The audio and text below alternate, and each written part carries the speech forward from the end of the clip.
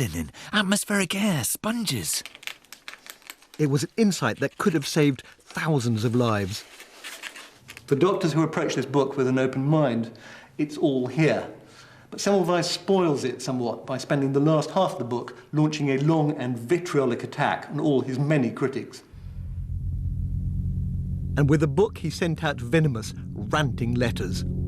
And you, Herr Professor, have been partner in this massacre. Murderous deeds which were committed by the midwives and physicians in Würzburg. Childbed fever. I declare before God and the world that you are a murderer. The book was badly received and fed his already evident paranoia. He took to heavy drinking and to prostitutes.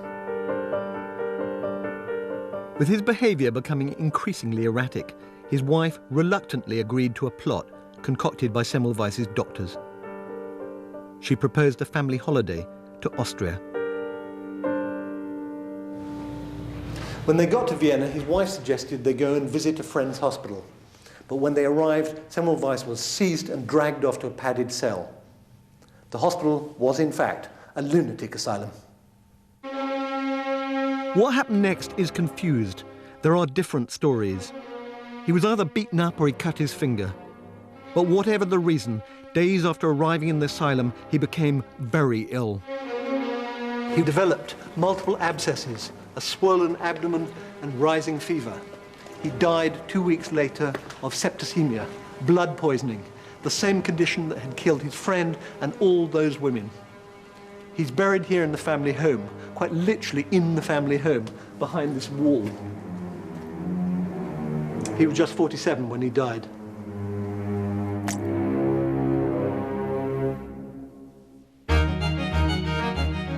And there's a final tragic twist. By the time Semmelweis died, someone else had already found the missing piece of the puzzle that could explain why dirty hands cause disease. In France, Louis Pasteur had proven that microbes cause decay. Sadly, Semmelweis seems to have died never knowing of Pasteur's work. But in the year of his death, a young Scotsman finally put together all the pieces of the puzzle and finished what Semmelweis himself had tried so very hard to do. Joseph Lister was a keen young Scottish surgeon who, unlike Semmelweis, had read Pasteur's paper on bacteria.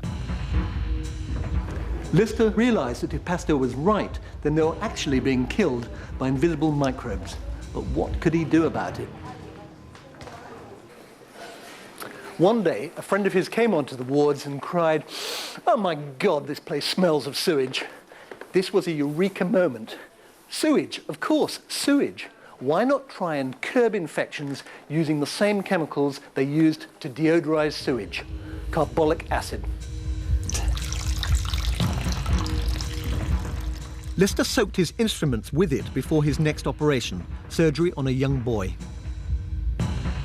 The boy survived, so he did it again. Soon his death rates had fallen by an astonishing 2/3. Now, I'd like to be able to tell you that British surgeons embraced this new idea with enormous enthusiasm. But in fact, it wasn't until he moved to London 12 years later and started doing pioneering knee surgery that they really sat up and took notice.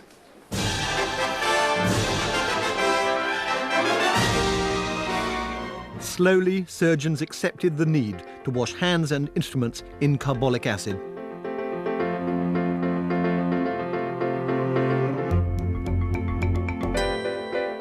Before Lister, most patients did not survive major operations, but the introduction of antiseptic techniques changed all that. It finally turned surgery from butchery into a science. The 20th century operating theatre would bring together the joint legacy of these men. Their commitment to anatomy, the science of anaesthetics, stopping blood loss, and above all, battling infection. Jason Harvey's knee operation is over, and his recovery is surprisingly swift.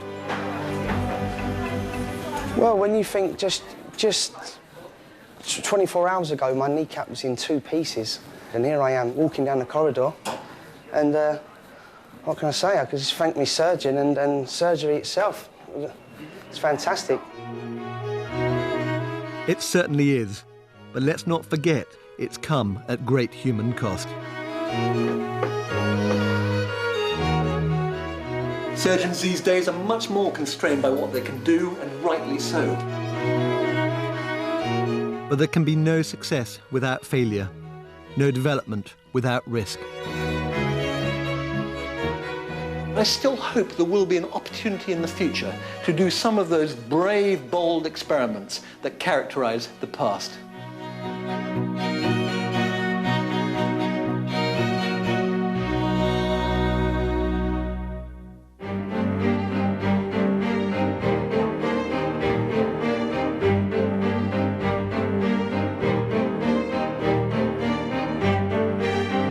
Opposition's decision overnight under Malcolm Turnbull's leadership to vote against the government's $42 billion spending package, a package designed to keep Australia out of recession against the global trend and to protect Australian jobs.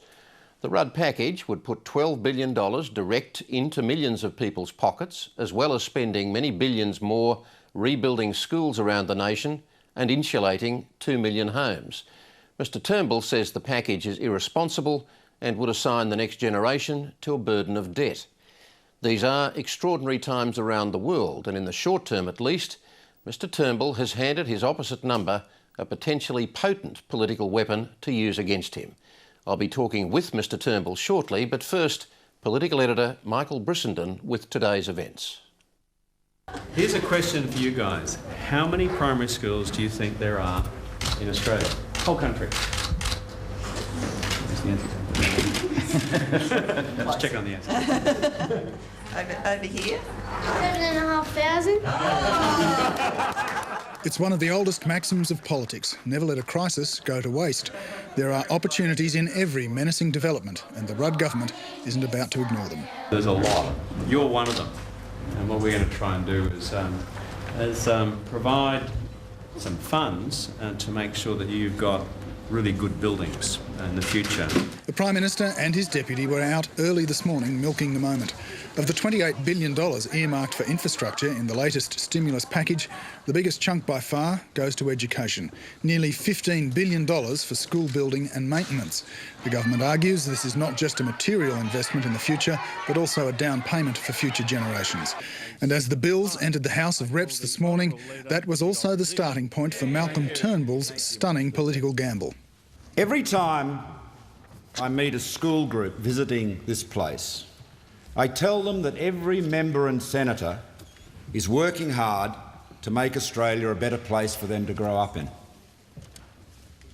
I say that we often disagree, but that everybody is focused on them.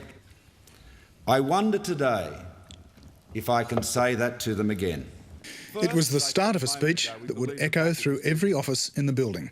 Mr Speaker, the opposition will vote against this package in the House and in the Senate. We know that this is not going to be a popular decision, but it's the right decision. Somebody has to stand up for fiscal discipline. Somebody has to stand up for the taxpayers of Australia and ensuring that we do not impose staggering levels of debt on future generations. It was described by more than one Labor insider as Malcolm Turnbull's Beazley moment, a reflection on what many now see as the turning point for Kim Beazley's leadership when he decided to oppose the tax cuts in 2005. The then government was merciless. He is actually saying to the battlers of Australia, as far as I'm concerned, you can't even have $6 a week, Mr Speaker. That's what the Leader of the Opposition is saying. No, let's have none of this phony indignation from the Leader of the Opposition. Every Australian can have an income tax cut if only the Australian Labor Party will get out of the way and let... This government will play it just as hard. This Liberal Party is out of touch with mums and dads' basic needs right across the country. This government will get on with the business of seeking to protect the Australian economy.